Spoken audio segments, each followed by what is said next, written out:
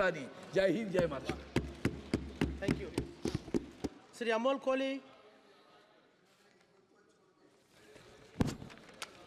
धन्यवाद अध्यक्ष महोदय। मैं महामहिम राष्ट्रपति जी के अभिभाषण पर धन्यवाद प्रस्ताव पर बोलने के लिए। कैमरा कहाँ है sir? They are not showing the speaker.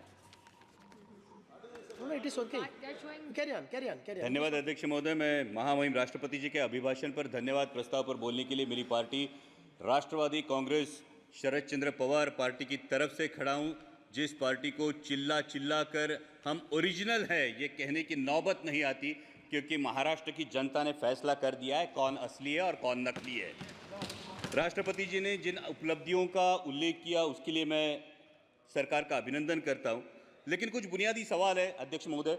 जब 5वें नंबर की हमारी अर्थव्यवस्था, ये गौरवशाली बात है, लेकिन देश ये भी जानना चाहता है कि देश पर कर्जा कितना है, देश पर बोरोइंग्स कितनी है और देश के सकल उत्पाद के ये बोरोइंग्स कितनी फीसदी है और ये ऋण कब तक और कैसे चुकाया जाएगा। हमारी मराठी में कहावत है, ऋण काढून सण फार काळ साजरा करता येत नाही। और इसलिए दूसरी बात है, महामहिम राष्ट्रपति जी ने जो कही कि 80 करोड़ देशवासियों को मुफ्त राशन दिया जा रहा है, तो 5वीं अर्थव्यवस्था के लिए क्या ये भूषणावह है? और दूसरा सवाल ये खड़ा होता है कि बावजूद इसके हंगर इंडेक्स में भारत का स्थान 125 देशों में 111वां है, जो पाकिस्तान, नेपाल, बांग्लादेश और श्रीलंका से भी नीचे है। क्या ये उपलब्धि है? और अगला सवाल ये बनता है, जो 5वें नंबर की अर्थव्यवस्था है वो अपने जेन्युइन जो ईमानदार टैक्स पेयर्स है उनको क्या दे रही है? ये टैक्स पेयर्स को अपने बच्चों को शिक्षा के लिए प्राइवेट स्कूल में भेजना पड़ता है, उनको अपने हेल्थ के लिए हेल्थ इंश्योरेंस निकालना पड़ता है। सर, नौबत तो ये है कि जब नॉर्मल मिडिल क्लास आदमी बाइक खरीदने जाता है तो उसको 28% जीएसटी देना पड़ता है, लेकिन इस देश में जो कोई हेलीकॉप्टर खरीदना चाहता है उसको सिर्फ 5% जीएसटी है। तो क्या ये उपलब्धि है? ये हर देशवासी के लिए अर्थव्यवस्था है? ये सबसे बड़ी बात है। और इसीलिए यह सवाल बनता है कि जब अर्थव्यवस्था क्या सही में सुदृढ़ है या सिर्फ यह सूजन है जिसे सुदृढ़ता बताया जा रहा है।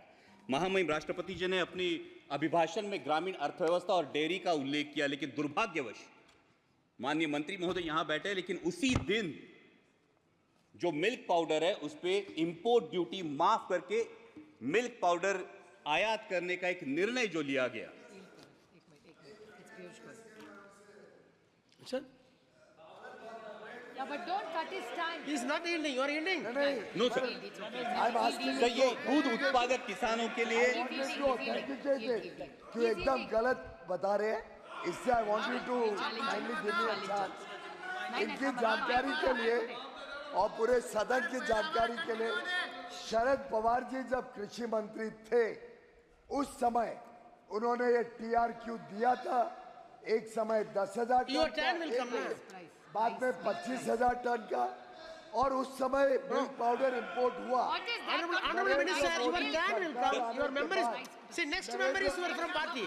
उसका क्या संबंध है? Honorable Minister, wait, Honorable Minister, wait. No. Immediately your member is going to speak. That time it can be debated. Sir, पुराने निर्णयों को लेके आज वास्तविक, Carry on. सर आज वास्तविकता ये है देश में। सर, मैं माननीय मंत्री महोदय के संज्ञान में ये बात लाना चाहूंगा कि सर, देश में मिनरल वाटर की बोतल 20 रुपए में मिलती है और हमारा किसान दूध 22 या 24 रुपए में बेचता है। तो क्या ये किसान को समृद्ध करने का निर्णय है?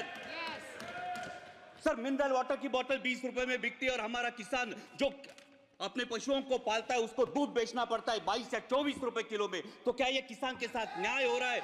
ये इसका जवाब किसान चाहता है। सर, महामहिम राष्ट्रपति जी ने किसान सम्मान निधि की भी बात की, लेकिन असली किसान का सम्मान तो तब होगा सर जब कृषि के लिए जो औजार लगते हैं उन पे जो 12% जीएसटी है, ये 12% जीएसटी हटाया जाए और उनके फर्टिलाइजर्स और पेस्टिसाइड्स की कीमतों पर नियंत्रण लाया जाए और कृषि उत्पाद के लिए सुनिश्चित और परमानेंट आयात निर्यात धोरण लाया जाए। सर, हाल ही में हमने देखा, पिछले साल हमने देखा कि जब प्याज की डिमांड थी, मिडिल ईस्ट में डिमांड थी, यूरोप में डिमांड थी, तब प्याज पे निर्यात पर पाबंदी लगाकर पाकिस्तान के प्याज उत्पादक किसानों का भला इसी सरकार ने किया है। ये प्याज उत्पादक किसान कभी भूल नहीं सकता सर। और दूसरा एक बहुत ही अहम किसानों से जुड़े मुद्दे पर जो मेरे चुनाव क्षेत्र से उस पर मैं ध्यान आकर्षित करना चाहूंगा, वो है लेपर्ड का इशू।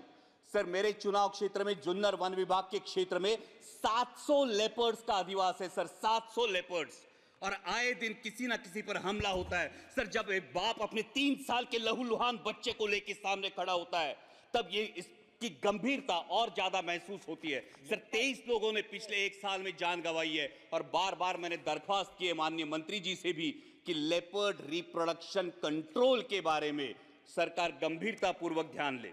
महामहिम राष्ट्रपति जी ने अपने अभिभाषण में इंफ्रास्ट्रक्चर की भी बात की। जो 3,82,000 किलोमीटर हाईवे हुए हैं, उसके लिए मैं सरकार का अभिनंदन करता हूं।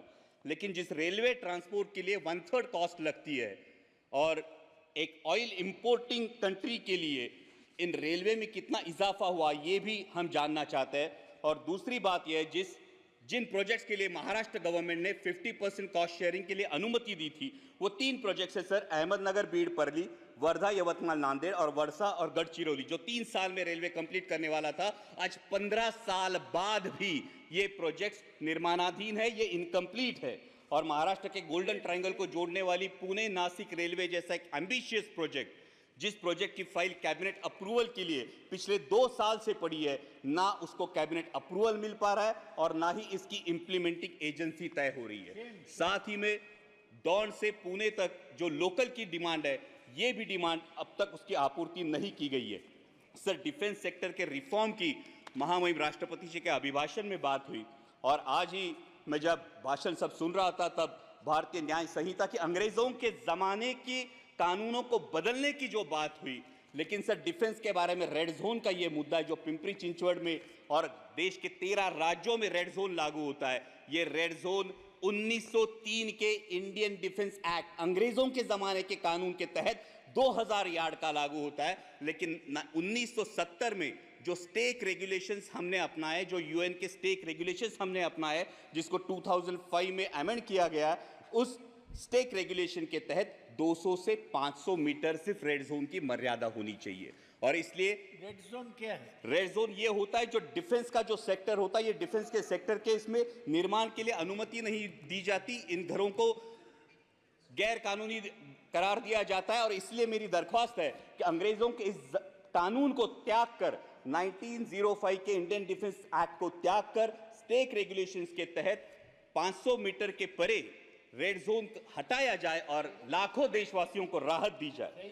सर, अगला मुद्दा युवाओं की जो बात हुई महामहिम राष्ट्रपति जी के अभिभाषण में, लीडर ऑफ अपोजिशन ने नीट का भी मुद्दा उठाया। ये करोड़ों भारतीय युवाओं के एस्पिरेशन का मुद्दा है सर, और नीट को लेके बहुत असमंजस है। सब जगह पे नीट का सिलेबस सीबीएसई बोर्ड के तहत है। जो बच्चे स्टेट बोर्ड में पढ़ाई करते हैं, उनको क्लासेस लगाने से कोई दूसरा ऑप्शन नहीं बचता, और क्लासेस की फीस लाखों में चली जाती है। और अभी नीट पेपर लीक के इल्जामों के बाद ये असमंजस युवाओं में, क्या रीनीट होने वाली है? अगर रीनीट होती है तो जिन बच्चों ने ईमानदारी से पढ़ाई की, उन बच्चों का क्या होगा? और अगर रीनीट और इस फैसले में अगर देरी लग जाती है, तो सर एमबीबीएस का जो सिलेबस है फर्स्ट ईयर का, जिसमें फाउंडेशन होता है एनाटॉमी, फिजियोलॉजी और बायोकेमिस्ट्री का, जो 1 साल होता है, ये अगर कम कर दिया जाए तो युवाओं में जो एमबीबीएस एस्पायरेंट्स है, उनका ये फाउंडेशन वीक हो जाएगा। सर, दूसरा युवाओं से लेकर मेरे महाराष्ट्र में एक बहुत अहम मुद्दा है, वो है मराठा आरक्षण का। मराठा आरक्षण को लेकर महाराष्ट्र में बहुत बड़ा आक्रोश है, और उसी को लेके ओबीसी के युवाओं में अपने आरक्षण को लेकर चिंता भी है। इसलिए मेरी सदन के माध्यम से सरकार से दरख्वास्त है कि जातिगत जनगणना कराई जाए, और किसी भी के आरक्षण को ठेस ना पहुंचाते हुए मराठा समाज को भी आरक्षण दिया जाए। और सर, अंत में मराठी में इतना ही कहूंगा कि जलवायु की भी महामहिम राष्ट्रपति जी ने बात की, लेकिन आत्ताच आमच्याकडे माऊलींच्या पालखीचं प्रस्थान झालंय, आणि इंद्रायणी माई अजूनही फेसाळलेली आहे। करोडो रुपयांचा खर्च होऊन सुद्धा जर आमच्या वारकऱ्यांचं श्रद्धास्थान असलेली आमच्या इंद्रायणी माईला जर मोकळा श्वास मिळत नसेल, तर नक्की हा पैसा जातो कुठं, या नदी सुधार प्रकल्पाचा विचार व्हावा। सर, साथ ही में आपातकाल की बात हुई, लेकिन सर वास्तविकता यह है कि 1980 में जनरल इलेक्शंस में इसी देश की जनता ने 353 सीट्स देकर इसी कांग्रेस को वापस सत्ता में बिठाया था। तो ये मैं जानना चाहूंगा कि बार बार पुरानी जख्मों को कुदेरने से क्या हासिल होगा, और जब हम डिक्लेयर्ड इमरजेंसी की बात करते हैं तो देश में अनडिक्लेयर्ड इमरजेंसी की भी चर्चा होती है सर। कुछ सालों पहले सर शोले करके एक मूवी आई थी, उसमें एक डायलॉग था, शायद आपको भी याद होगा, कि दूर किसी दराज में जब बच्चा रोता है तो मां कहती है सो जा वरना गब्बर आ जाएगा।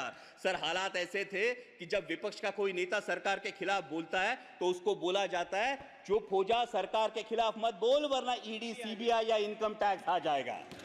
सर इस इनडिक्लेयर्ड इमरजेंसी का क्या? Sir 2 minute Please, one more speaker is there. Yes sir. One more speaker is sir for the जब party. नेता Please तोड़ो stand up, please stand party up. फोड़ो लेकिन विपक्ष मत रहने दो, ये बात होती है। सर जब लीडर ऑफ अपोजिशन ने डर की बात की तो महाराष्ट्र में ही बात हुई थी। 27 जून को माननीय प्रधानमंत्री जी ने भोपाल में भाषण किया था, तब उन्होंने नेचुरली करप्ट पार्टी जिस पार्टी को बोला था, जिन पर इल्जाम लगाए थे, उन्हीं हमारे साथियों को लेकर आज महाराष्ट्र में सरकार बनी है। तो सत्ता पक्ष ये कहे कि उनकी नैतिकता कहां गई।